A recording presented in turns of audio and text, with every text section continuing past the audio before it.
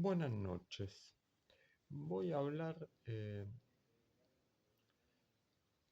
de esta última ley que se viene debatiendo en las últimas semanas, de hecho que provocó una gran marcha hace algunos días a lo largo de nuestro país, que es la denominada ley de extranjerización de la tierra, porque en realidad es mucho más amplio el tema, porque eh, el título que le da el gobierno es Ley de Inviolabilidad de la Propiedad Privada. Bueno, vamos a analizarlo, pero no desde el punto de vista nacionalista, de la cuestión de la extranjerización de la tierra. Vamos a analizarlo desde el punto de vista de la cuestión clasista, de la cuestión de clases. Porque ya el hecho de que el título sea Ley de Inviolabilidad de la Propiedad Privada, eh, bueno, es algo para tener en cuenta y es algo para analizar. ¿Por qué se llama Ley de Inviolabilidad de la Propiedad Privada? Porque acá esto no es solamente una cuestión de extranjerización de la tierra, va más allá de eso. O sea, es una cuestión en donde el capital, pero el capital, no solamente el capital eh, privado transnacional, sino el capital local, donde el capital eh, va consolidando su expansión no solamente sobre nuestro territorio, sino también sobre nuestra vida, eh, sino también en temas como la vivienda, por ejemplo, o como los alquileres. Entonces es mucho más amplio. Acá hay muchas cuestiones. Vamos a analizar ya el tema de la tierra y vamos a analizarlo en forma histórica. Bueno, por suerte, digamos, ha caído el capítulo sobre la tierra, pero eh, eso no quiere decir que el gobierno no esté buscando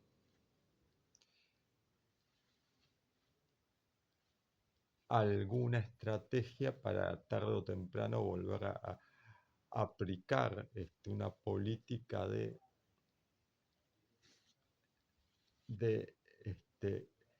consolidar, de ampliar la extranjerización en manos de capitales transnacionales. Esto hago hincapié de que son en manos de capitales, de capitales transnacionales, porque no nos confundamos con el concepto de extranjerización. Y acá está el tema del clasismo del gobierno. Pues el gobierno, mientras saca una ley o quiere sacar una ley para expulsar a los extranjeros y criminalizar a los extranjeros que vienen a nuestro país a estudiar, a trabajar, que son trabajadores precarizados, mientras busca expulsar a esos migrantes y busca criminalizarlos, al mismo tiempo saca o intenta sacar una ley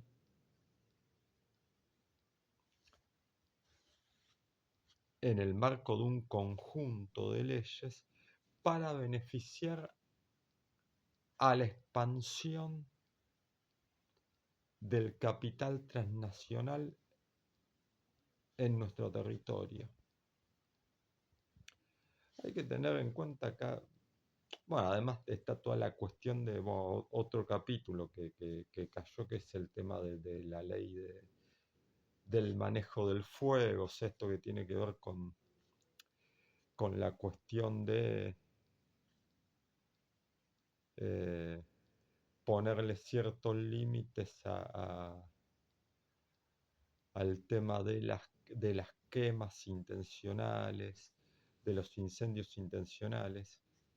Bueno, esa ley que ponía cierto, que supuestamente, al menos de manera legal, le ponía límites a esas quemas, a esos incendios intencionales, eh, ahora con esta ley de inviolabilidad de la propiedad privada,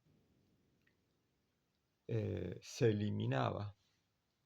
Y eso iba a hacer que se multipliquen todos estos incendios. A ver, pero vamos a esa cuestión. Vamos a hablar de esa cuestión, tanto en la extranjerización como el tema de los incendios, el tema del extractivismo también, que es muy importante plantearlo. Porque, a ver, esto no quiere decir que extranjerización en el sentido de la expansión y de la monopolización del capital privado transnacional, eso ya existe desde hace muchas décadas. Ya existe, bueno, ya en la época del gobierno menemista, los grandes monopolios, los grandes capitalistas transnacionales, los Benetton, los Lewis, los Tonkin, o sea, todos esas transnacionales, esos emporios capitalistas transnacionales, compraban tierra por chaucho y palito y o sea, le entregaban el territorio violando, obviamente, eh, violando, digamos, territorio habitado por los pueblos originarios, por los mapuches, por ejemplo, por el pueblo nación mapuche, y se lo entregaban ilimitadamente. Después vino la ley del kirchnerismo en el 2010-2011, con el gobierno de Cristina Fernández, que se supone que le ponía ciertos límites. ¿Por qué? Porque hizo una ley donde el capital transnacional se le permitía eh, la compra de tierra, se le ponía un tope hasta el 15%. Y en ciertas zonas núcleos eh, se le permitía a un solo capitalista extranjero, comprar tierras a una extensión hasta eh, no más de 1000 hectáreas. Ahora, eso no frenó la extranjerización ni abolió la extranjerización. Todos los territorios de los cuales se apropiaron y de los cuales o sea, los gobiernos se los han cedido, se los han vendido por chaucho y palito estos capitalistas transnacionales, eh, violando obviamente la soberanía de los pueblos originarios, violando nuestra propia soberanía. Digamos, todo eso, eh, digamos, todos esos capitalistas mantienen esas propiedades, no es que abolieron, o sea, no se frenó la extranjerización en manos de capitalistas transnacionales extranjeros. y todo lo contrario, continuó consolidándose porque hoy, por ejemplo, se habla de que hay de ese 15% permitido, hay un 6% o más de, de territorio, de tierra en manos de capitalistas extranjeros, que sería una extensión más o menos de 13 millones de hectáreas, algo similar a toda la provincia de Santa Fe, a nuestra provincia. Entonces es bastante extenso todas las hectáreas que tienen los capitales transnacionales extranjeros. Además no se cumple muchas veces la ley, como tampoco se cumple el tema de la ley del manejo del fuego. Yo recuerdo, por ejemplo, la ley del manejo del fuego del finales del 2020. Ahora, en los últimos años se han seguido quemando bosques, se han seguido quemando tierras, incendiando intencionalmente. Aquí bueno, aquí en realidad en la provincia de Entre Ríos, enfrente en las islas entrerrianas del Paraná, en los humedales del Paraná, sé que se han seguido quemando intencionalmente las tierras. De hecho, tuvimos una lucha muy fuerte aquí en nuestra zona, o sea, los santafesinos que estamos enfrente de las islas enterrianas, tuvimos una lucha muy fuerte por la cuestión de la ley de humedales, que finalmente no se logró, obviamente, por el sistema político es afín al extractivismo, sea macrista, kirchnerista o lo que sea, son todos afines al modelo extractivista, todos han mantenido a rajatablas ese modelo. Entonces, por eso las quemas y los incendios intencionales se han mantenido y se siguen manteniendo por más que haya eh, legislaciones de parte del propio sistema capitalista, legislaciones que supuestamente protegen, son una protección y son un límite frente a los incendios intencionales, frente también a la expansión de la extranjerización, pero no se cumple todo eso. ¿Por qué no se cumple? Porque es mucho más fuerte, eh, el extractivismo, todo el ansia, la voracidad que tiene el capital eh, por hacer sus negocios,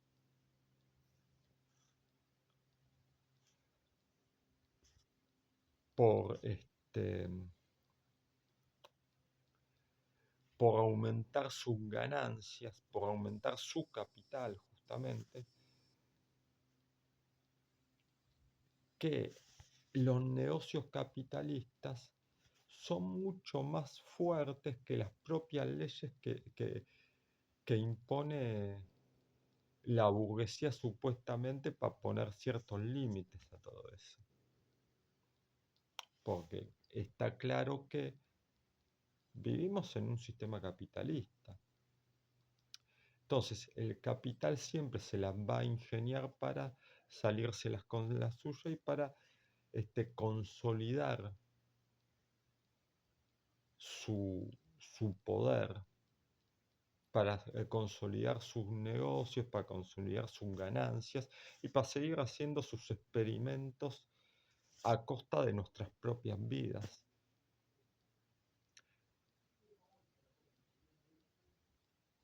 Porque, digo, la mercancía está por encima de las personas dentro del capitalismo. El mercado, el capital, la ganancia está por encima de las personas. O sea, el capitalismo es atroz en ese sentido. Y los gobiernos de turno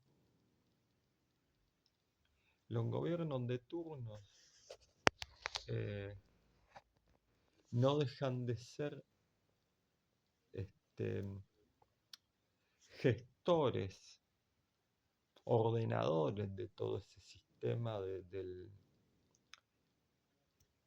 del capital. Son un medio para que el capital siga reproduciéndose. Bueno, y digamos, junto con todas estas políticas de extranjerización, viene toda la consolidación del extractivismo en cuanto a eh, extraer nuestros bienes naturales, extraer, eh, extraer, digamos, por ejemplo, el agua, extraer el petróleo, extraer la minería, el litio, la tierra, los alimentos. Entonces, bueno, ahí comprendemos por qué la Barrick se impuso aquí en la Argentina, por qué Monsanto impuso una fábrica de transgénicos en la, en el municipio de Malvinas Argentinas, en la provincia de Córdoba, por qué el fracking y el gas no convencional contaminante se impone en Vaca Muerta, a través de los acuerdos secretísimos entre YPF Sociedad Anónima y Chevron y Dow Chemical y todo el emporio del grupo Rockefeller. ¿Por qué el Comando Sur de los Estados Unidos impone sus bases militares en la Patagonia, hace patrullaje en el mar argentino, se hace cargo de convenios en la hidrovía del Paraná? O sea, todo eso tiene que ver con la lógica del capital. Y eso no comenzó ahora con esta ley de Milei, no.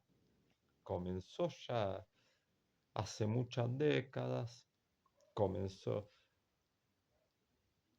diría, la lógica del capital. Y acá nos detenemos que va más allá de la cuestión de la extranjerización. Vamos a una cuestión histórica. Los pueblos originarios han visto cómo se les han violado sus derechos, cómo le han saqueado sus tierras, cómo lo han expulsado de sus tierras, cómo los han masacrado. Obviamente ya desde la conquista viene esto, desde la conquista en todo nuestro continente. Desde la conquista de los colonizadores europeos en 1492, con todo el saqueo de los bienes naturales y con el crimen contra las poblaciones originarias.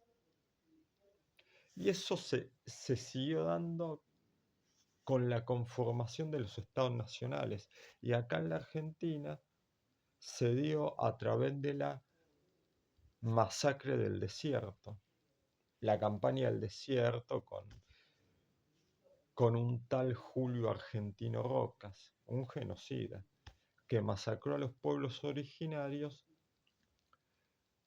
para que los grandes terratenientes, las grandes oligarquías argentinas, los Brown, los Blaquier, los Burrich, los, los Martínez de Oz, los Venegas Lynch, o sea, los grandes terratenientes, las grandes familias oligárquicas de la Argentina, aumentaron su capital saqueándole territorio a los pueblos originarios a través de las masacres por ejemplo, de la campaña del desierto. Y esto se siguió dando a lo largo de la historia. Se dio con la masacre de Napalpí, en la época de la presidencia de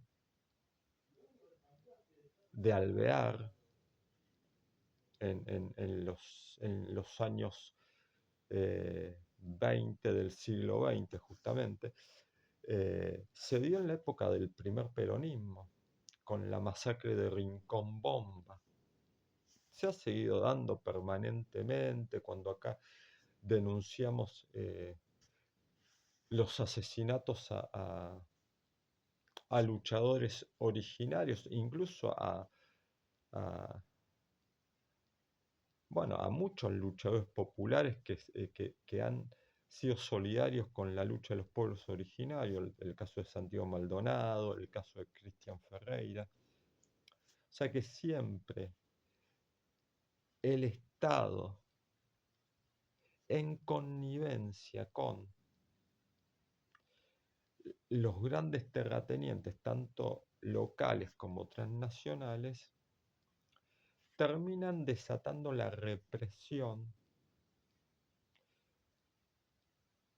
contra los que luchan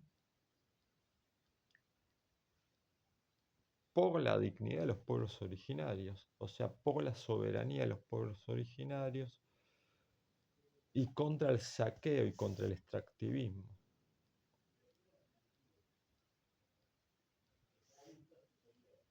Y acá en este caso, digamos, en el caso de esta última ley, digo, va más allá de una cuestión de, de la tierra en manos de capitales extranjeros. Porque acá también está el tema, por ejemplo, de la vivienda, está el tema de los alquileres, está el tema de los desalojos, que sea tanto en el mundo, en el ámbito rural como en el ámbito urbano, o sea, el desalojo a los pueblos originarios, pero también el desalojo a los sin techos, y también el desalojo a los propios inquilinos que se retrasan en sus alquileres y que por obra y gracia de la especulación inmobiliaria,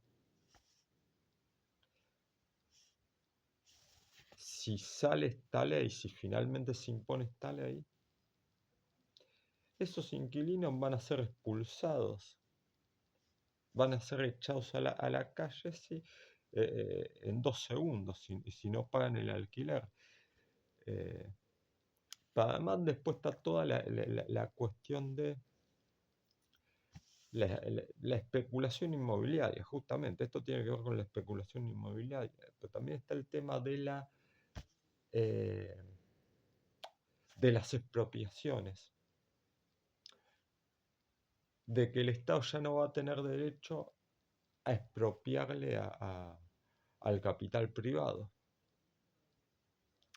Y esto también tiene que ver con consolidar, con extender aún más el negocio del capital privado por sobre las personas,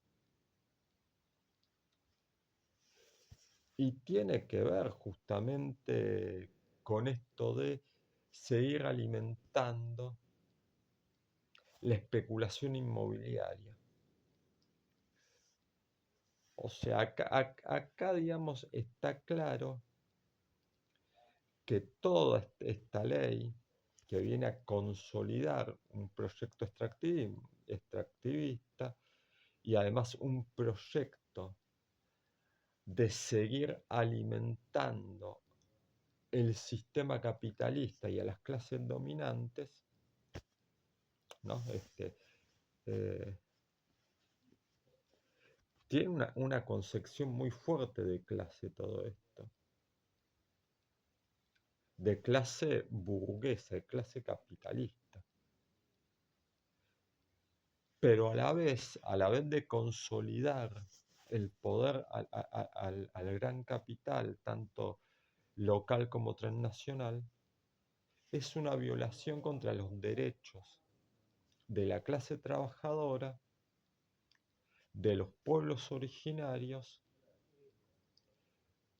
de la clase trabajadora desocupada, digamos que, que no tiene absolutamente nada, ni trabajo, ni techo. Y, en fin, es una ley contra los oprimidos,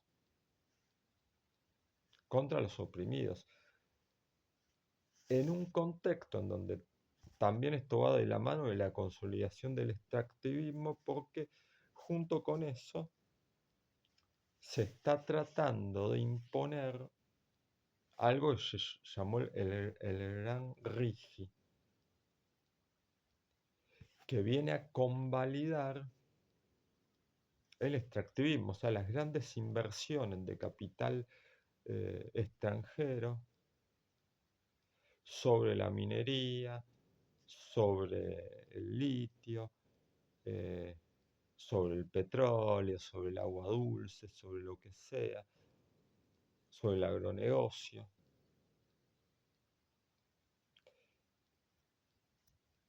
O sea,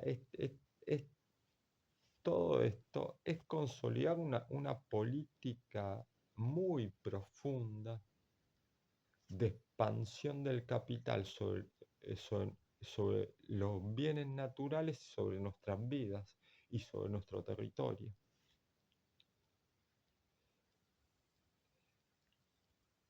Además, toda la lógica represiva que ya se viene dando, o sea, la lógica represiva, y también, bueno, ya lo venía desarrollando ya desde el principio, ya con la matanza de los pueblos originarios. Bueno, vuelvo a repetir, la campaña del desierto, Napalpí, Rincón Bomba,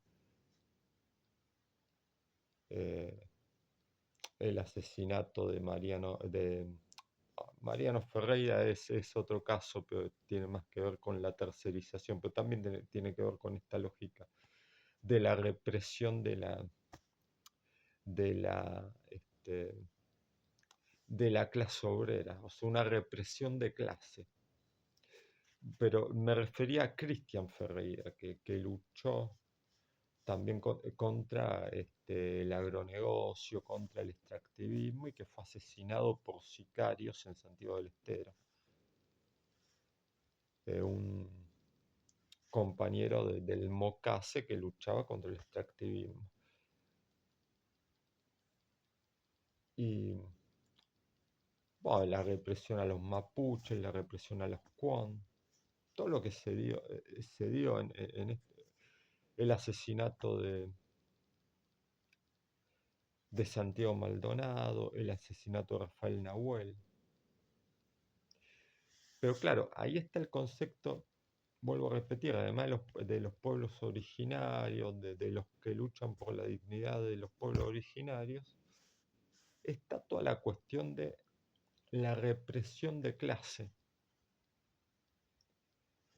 Bueno, tuvimos muchos periodos donde en la historia argentina,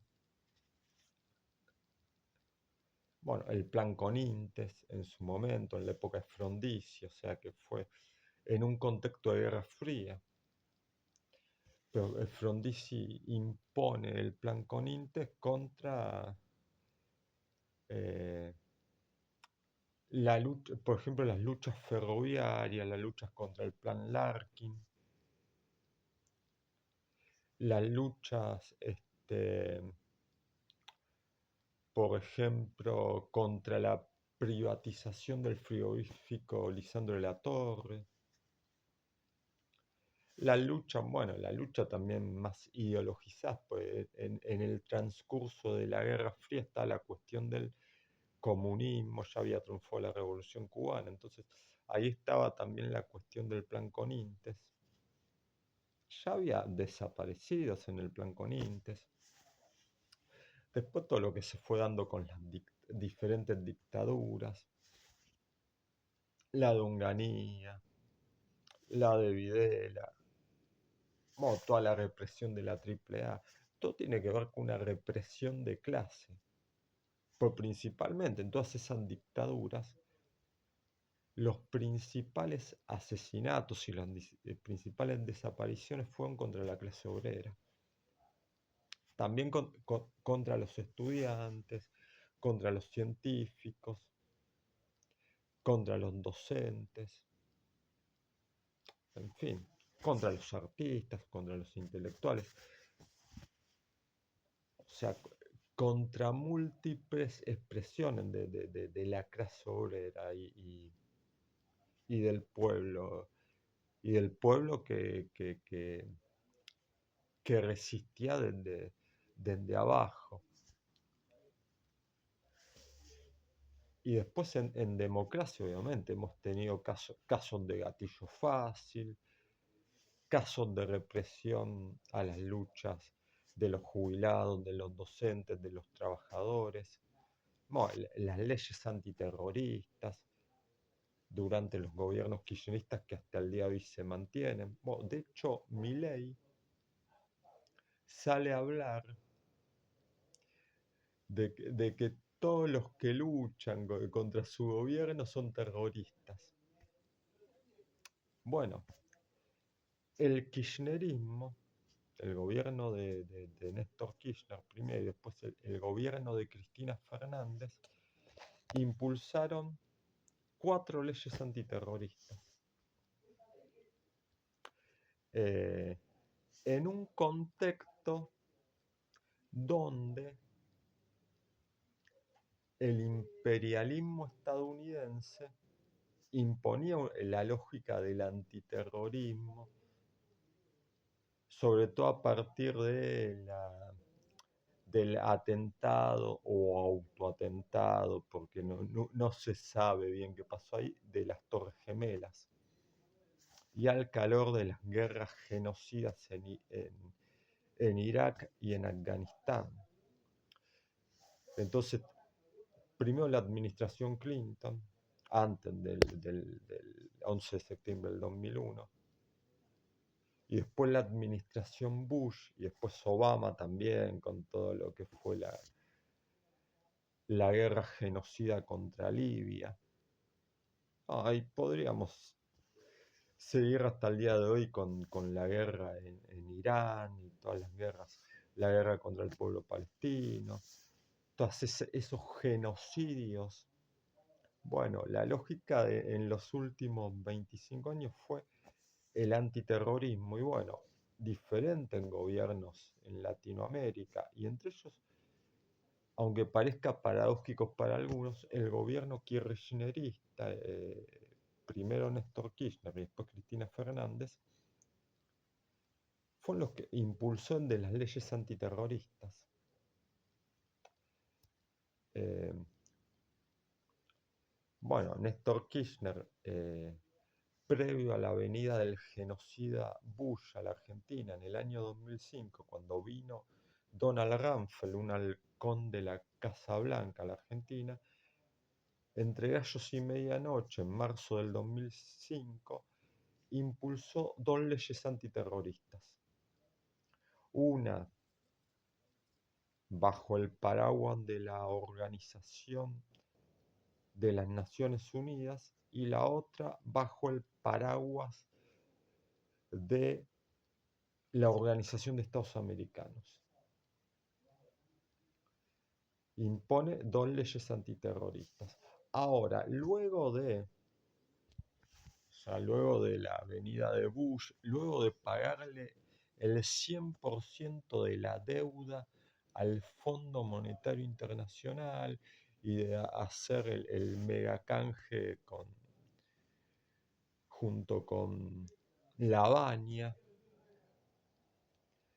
eh, y de haber ido a tocar la campanita a Wall Street junto con Cristina, Néstor Kirchner, eh, impulsa bajo el paraguas de la embajada estadounidense, del Departamento de Estado,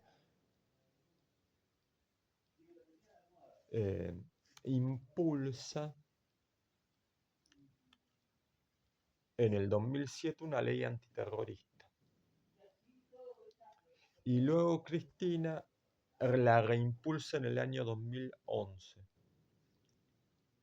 Y junto con esas leyes, después vinieron todas las leyes que hemos tenido hasta el día de hoy. Primero la ley del Proyecto X, donde un tal Sergio Berni impuso toda la represión contra, por ejemplo, las asambleas que luchaban contra la minería a cielo abierto, eh, impulsó luchas contra manifestaciones de la clase obrera. De hecho, bueno, ya que hablamos, bueno, dentro de esta ley está el tema dentro de esta última ley está el tema de los desalojos, y en ese caso ya nombré el caso eh, de los alquileres y de los sin techos. Bueno, en ese caso, Sergio Berni, bajo el impulso de la ley antiterrorista hace algunos años atrás, durante el gobierno de Alberto Fernández y bajo el gobierno de Axel Kicillof en la provincia de Buenos Aires, impulsó la represión contra la toma en Guernica, donde eran sectores humildes, sin techo, que tomaron predios que en realidad eran tierras fiscales que fueron usurpadas por capitalistas ligados a la dictadura del genocida Videla. O sea, se apropiaron de esas tierras, robaron esas tierras en la época de Videla. Pero ¿qué pasó en el 2020, 2021? Sectores humildes toman esas tierras, pues están deshabitadas totalmente. Pero estos sectores que se habían apropiado de esas tierras en la época de la dictadura, los sectores del capital, los sectores de la especulación inmobiliaria, en connivencia con el Estado argentino y con Sergio Berni, con Alberto Fernández y con Kicillof, reprimen la toma de los sin techo en Guernica, los reprimen con topadoras, destruyendo las casas que ellos habían construido ahí, bajo el concepto de que de la propiedad privada. Berni salía a justificar la represión contra los sin techos bajo el concepto de la defensa de la propiedad privada. Bueno, ahí es una represión de clase, obviamente. Y bueno, esto lo que viene a legitimar esta ley, viene a poner, a legalizar esta ley, incluso a destruir ciertas legalidades eh, ciertas herramientas que por ahí, por los que, ciertas herramientas que la lucha tiene a su favor para reclamar frente a las violaciones que hacen los sectores del capital. Pero claro, Milei las quiere destruir, todas esas legalidades, para que el capital pueda expandirse tranquilo. sin ningún límite, sin ningún límite. Y bueno, y también para poder consolidar la lógica represiva contra los trabajadores, contra los sin techos, contra los inquilinos, contra los pueblos originarios, todo para profundizar el concepto de propiedad privada capitalista. Entonces, es necesario, ante esto, que desde abajo se organice la lucha, se siga organizando la lucha, que bueno, es saludable que se hayan dado todas estas manifestaciones en esta semana contra esta ley clasista, obviamente que prendió en la conciencia el tema de la lucha contra la lucha por el territorio, la lucha contra la extranjerización. Sobre todo hay una cuestión que se dio en este último mes con el tema del Mundial, cuando Argentina le gana la semifinal a Inglaterra y los jugadores sacaron una bandera que decía las Malvinas son argentinas. Entonces, desde la lucha se empezó a organizar bajo esa consigna diciendo las Malvinas son argentinas, pero también la tierra, el territorio es argentino. Pero también hay que tener en cuenta esto,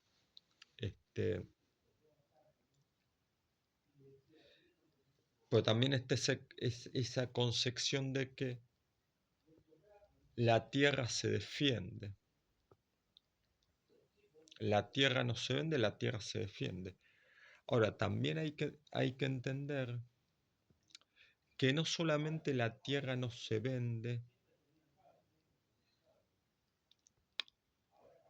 y que no solamente la tierra se defiende frente a sectores del capital transnacional, pues también están los capitales locales, la propiedad privada capitalista local, que bajo el impulso del Estado-Nación argentino, en estos casi 200 años de historia o más, se ha expandido imponiéndose contra los derechos de los sectores marginados y también de la clase trabajadora, de los pueblos originarios, masacrando a los pueblos originarios y robando territorio. Porque así como, volvemos al principio, así como Benetton, Lewis y demás se han apropiado los territorios de los pueblos originarios, se han apropiado de los territorios o